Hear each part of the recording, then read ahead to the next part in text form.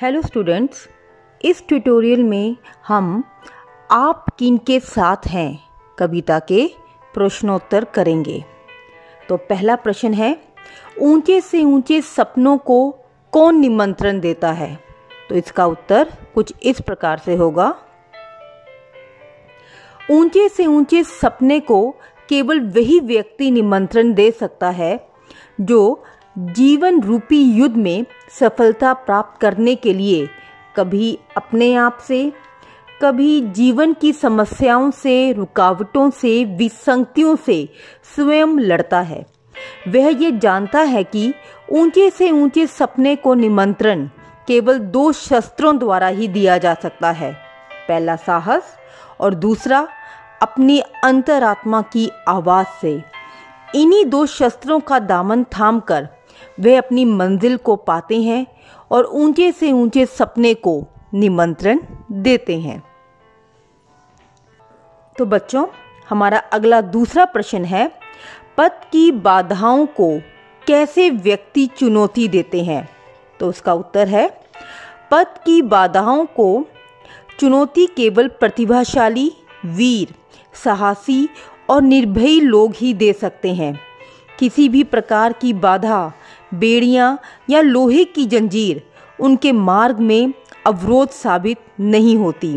वह अपने दृढ़ संकल्प से चिलचिलाती धूप को भी चांदनी बनाने की क्षमता रखते हैं।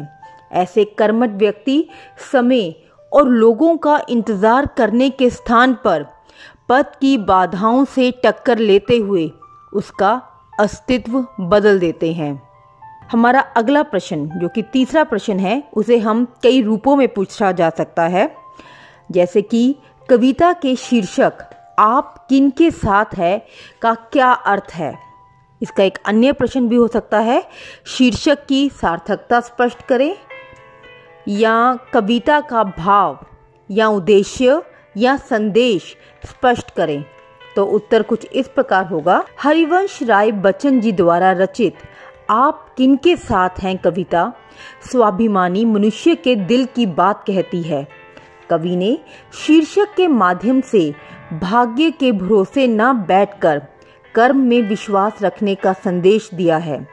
कवि ने स्पष्ट रूप से प्रकट किया है कि नियति भी उन्हीं का साथ देती है जो पुरुषार्थी, स्वाभिमानी, स्वावलंबी और आत्मविश्वासी होते हैं। ऐसे व्यक्ति अपने गुणों के बल पर ऊंचे से ऊंचे सपने को निमंत्रण देते हैं। भविष्य के गर्भ में झांकने की अद्भुत क्षमता रखते हैं। अपनी अंतरात्मा की आवाज को सुनते हुए मन के उद्गारों को समाज के सामने रखते हैं। अपने दृढ़ संकल्प से प्रतिकूल परिस्थितियों को अनुकूल बना लेते हैं। कहने का अभिप्राय है कि सफलता उन्हीं लोगों को मिलती है जो अपनी रीढ़ सीधी रखते हैं। अतः हम कह सकते हैं कि कविता का शीर्षक सार्थक होने के साथ साथ अपने उद्देश्य को भी स्पष्ट करता है। तो आगे हम बढ़ते हैं अपने चौथे प्रश्न की ओर।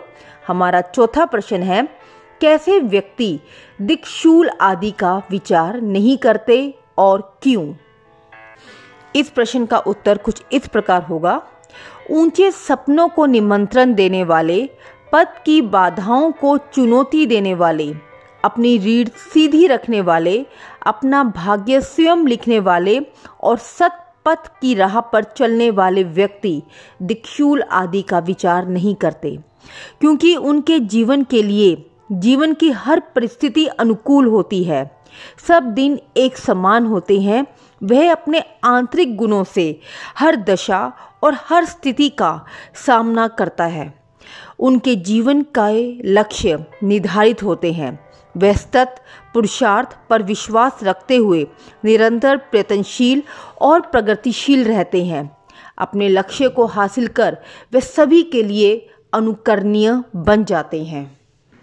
पांचवा प्रश्न कुछ इस प्रकार से है, सीधी रीढ़ रखने वाले से कवि को क्या अपेक्षाएं हैं? तो इसका उत्तर है, सीधी रीढ़ रखने वाले स्वाभिमानी, स्वावलंबी और आत्मविश्वासी होते हैं। ये सभी के लिए प्रेरणा का माध्यम होते हैं, पथ प्रदर्शक होते हैं। ऐसे व्यक्तियों से कवि को बहुत अपेक्षाएं हैं। कवि चाहते हैं कि ऐसे व्यक्ति यूं ही सतपथ के मार्ग पर चलते रहें, कठिनाइयों को सहर्ष स्वीकार करते रहें, प्रगतिशील और उन्नतिशील बने रहें, कर्मठ और साहसी बने रहें। उनकी जीवन शैली, बुलंद दृष्टिकोण एवं जोशीला व्यक्तित्व उनके साथ साथ सभी के विकास में सहायक हो, क्योंकि समाज और देश के विकास में ये अपना अमूल्य योगदान देते हैं। प्रश्न 6, वीर पुरुष कैसे पथ का चयन करते हैं? इस प्रश्न का एक अन्य प्रश्न भी हो सकता है कि कवि के अनुसार सतपथ क्या है? तो उसका उत्तर है, वीर पुरुष सतपथ का चयन करते हैं।